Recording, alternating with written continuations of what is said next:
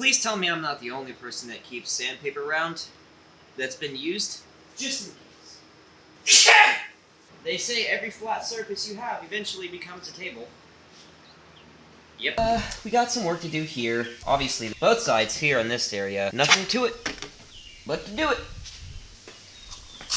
I'm out of the sanding discs that actually fit this sander, so I'm just going to offset it a little bit to one side and pretend that it's fine.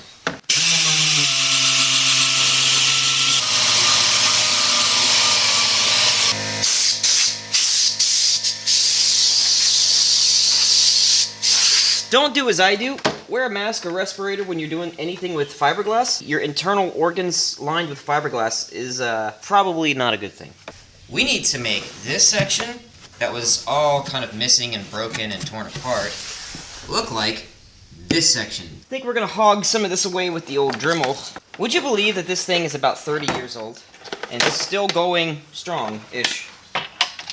Talk about getting your bang for your buck.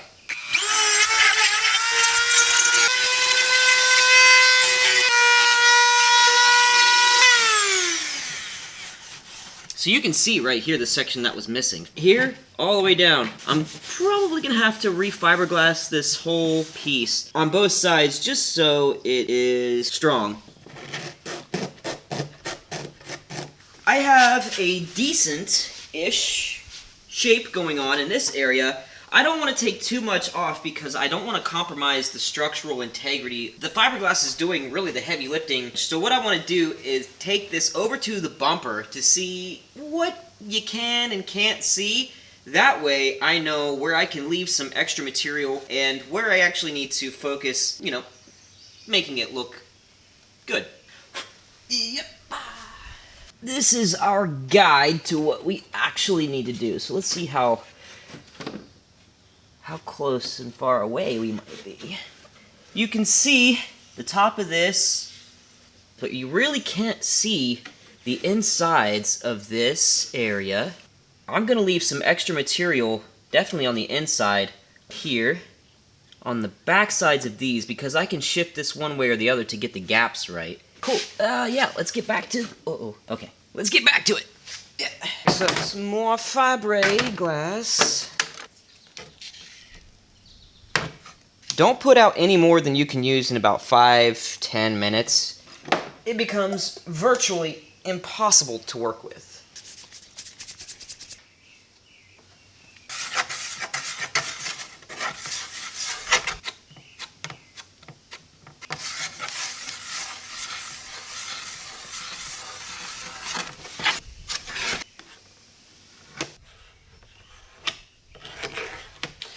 I'm just going to fill in some obvious problem areas over here, and then we'll go back. Might as well kill two cats with one ball, or whatever that saying is. Now don't lollygag around. You got to mix this stuff up pretty quickly without whipping air bubbles into it, of course. You're looking for just a nice, solid color without any streaks or stripes or anything like that.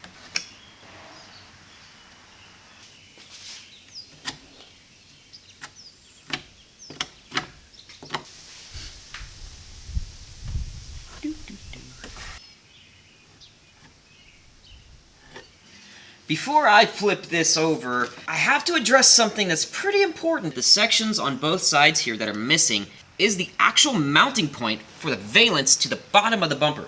What that means is, we gotta remake these. So, I'm gonna go ahead and do something very similar to what I did with the other mounting points that were broken off. Use this self-adhesive, very thin, expanded metal to give me a general shape that I can then fiberglass over and make, you know, hopefully strong. Stronger? Yeah, it should work. It should work fine. It'll work. Based on the pictures that I could find, and I'll put one on the screen for you to see yourself, this just comes out and squares off right about here and meets up with this section. So I'm going to build up this section. This is going to be sort of free-floating. I may add some support down in here too, just to be, you know, doubly, triply, sure. I don't know. We'll figure it out as we go. I'm going to remove some of this material that I've already put on, lay this down, and re-fiberglass over it. Let's make a mess.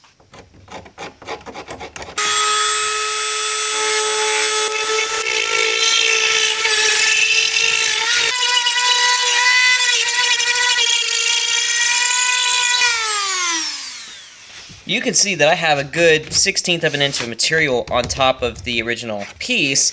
Really, that's because this was just so weak, and this is such an integral part of this being mounted.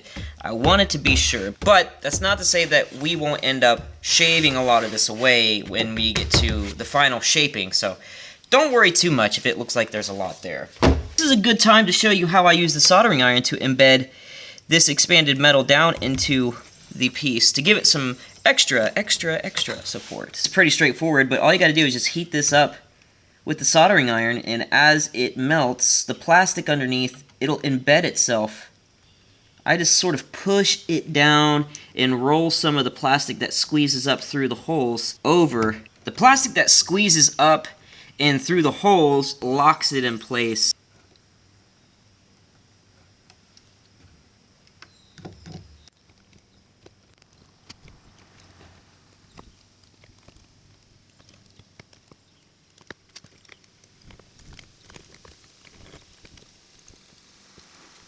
I'm not going to worry too much about how nasty this looks. Now we just need to get a shape that is representative of what would be here. So this looks to have come out this way.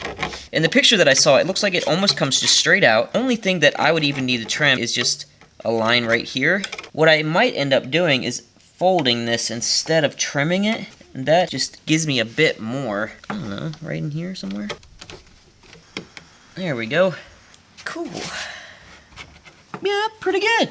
We'll use this as a basic template for this side. Obviously, this side is broken way further down, so we might have to add just a little bit more to make this strong. But, yeah, let's go ahead and get to that. I'm gonna sit down. I'm getting too old for this.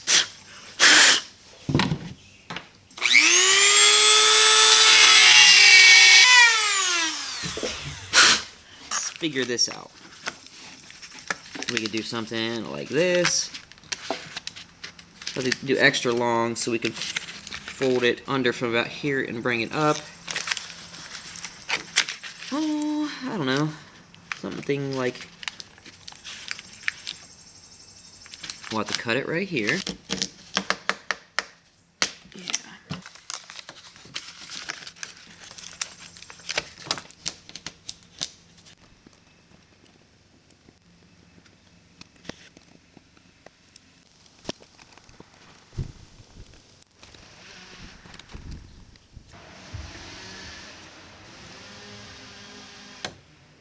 Obviously, we have some trimming to do, but not worried about it just yet.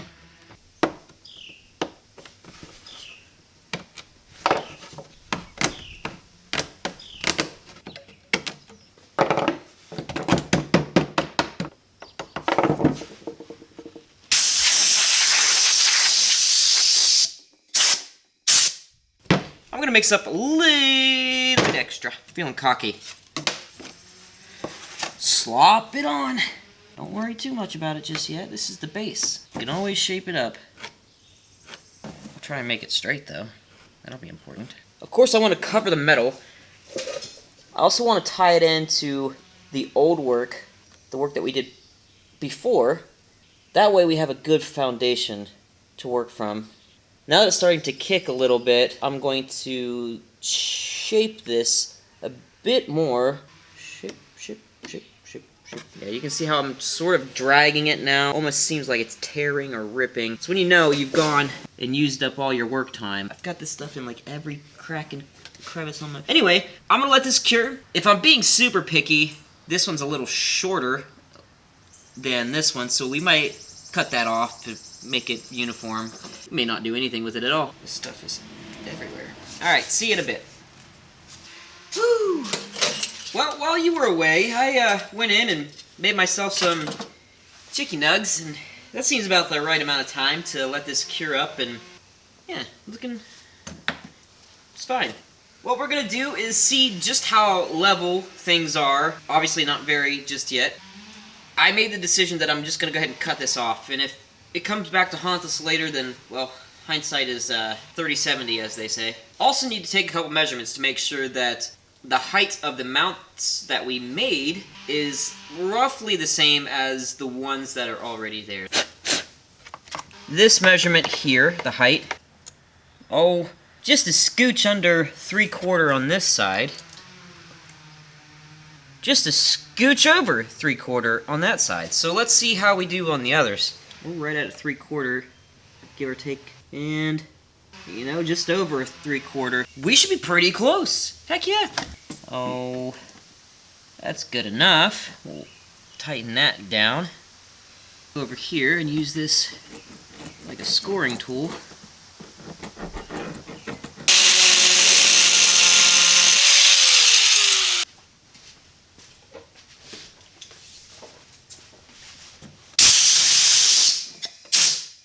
Jordan, we gotta level this out a bit. Tricky thing is, if you look closely right here, this sort of goes like this. So that means that this is my only real reference point to remake this side. And then that means we have to angle this entire piece down slightly.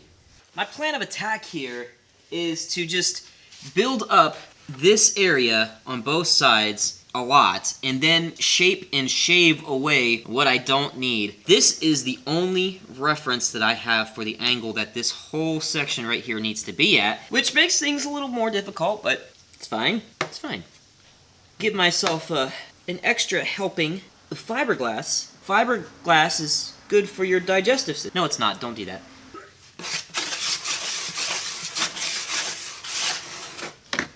I don't want to add a lot over here because, as I said, this is the area that I need to reference from, and I'm going to try to eyeball as much as I can across this. I'm getting close to being level, at least this way. Now, the angle's still not right, but what I'm going to do probably is just grab a block and block this until I can get that shape. So I am going to have to reinforce it under this underside here, but I'm totally okay with that.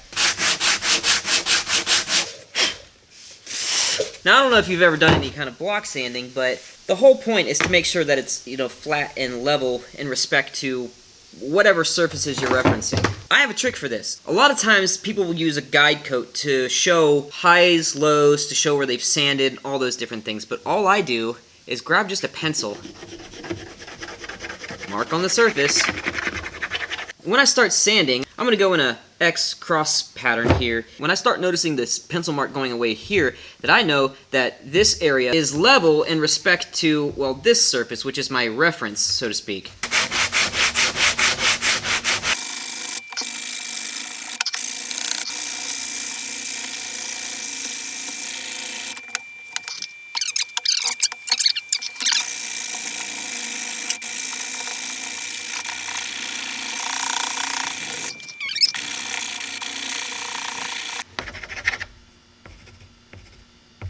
It's a smiley face. Now you can see it going away here and here.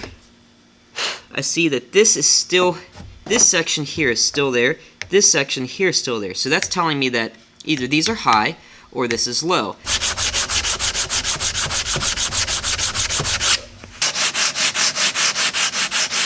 My big block here, what I'm looking to do is the same exact thing, but all of this. So we'll go ahead and fiberglass on the inside, we'll touch up some of this area, and then we can move on to some, final shaping of this section. All right, let's try and work this in there as best we can and up underneath. That's the spot of concern. It's hard to tell if I'm even getting up in there where I need to be. I guess if I just pile it in there, eventually it's got to do something, right? Good thing you're not going to see this. Oh, nice. Broke my stick. Dang it. That was my favorite stick. You were a good stick. So when that's done cooking, we should have basically the shape that we need. While it's still a little tacky, as per usual, I'm going to go ahead and... Would you like some cheese? Getting there. Got a little bit of a low spot back here. So we'll add a little bit more there. While we're at it, we'll build up this section and final blocking, maybe? Possibly? We'll see. Let's get that low spot taken care of. It's fine.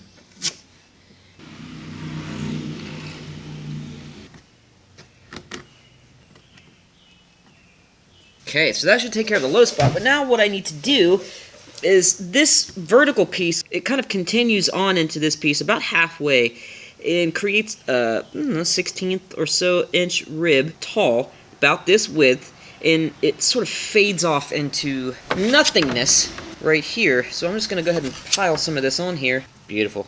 Look at that.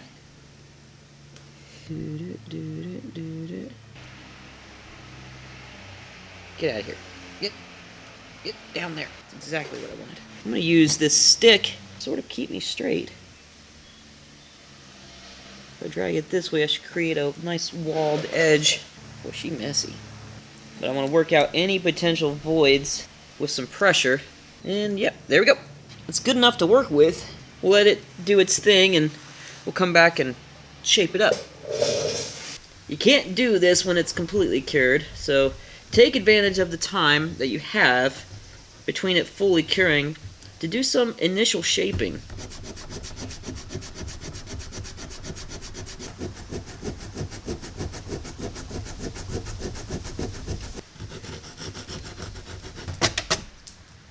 We're almost done. I bet you don't believe me, do you?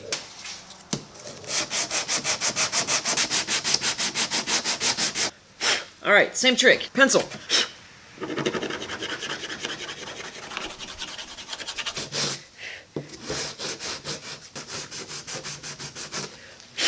Getting close. I'm going to take care of how this rolls over the nose piece just a bit. Got some things to work out here. To try and get the inside corner right, what I'm going to do is use this vertical face and this adjacent face here as my guides, and I'm going to go back until I'm in line with, where it should be.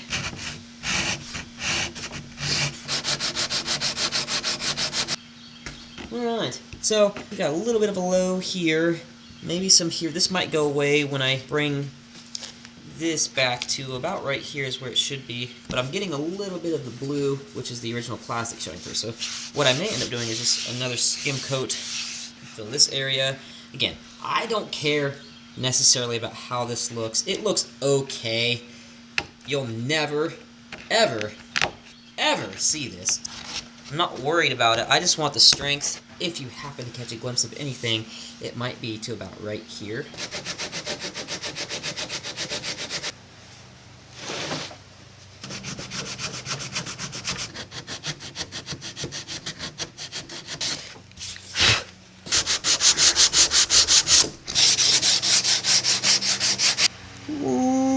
Just a little touching up in this whole middle section, which, all things considered, is probably the hardest thing on this piece, is done. Maybe right here, a little bit right there.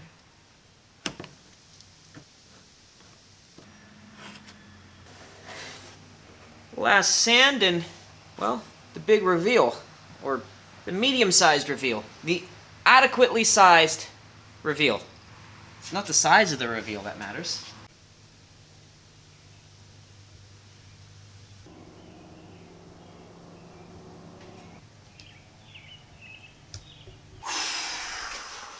It may not seem like it, but that's a pretty big hurdle in the way of getting this all ready for paint. Obviously, we have plenty more to do on this panel alone, but that, I think, was probably the hardest part of it. I am going to take care of some of the back because it just doesn't look that great, but I think it's strong, and once we get all the other pieces taken care of, we're going to finalize everything. We're going to put it in some epoxy primer, some block sanding, and then touch-ups as we need to, but if you like this, obviously, like it, comment, tell me what you think. Tell me if you think it was even worth it. Maybe. I don't know. Probably not. Follow along to see the progress of this and obviously the rest of the car. There's plenty to do, even more than what I mentioned in the other video. Stick around, and I'll see you in the next one.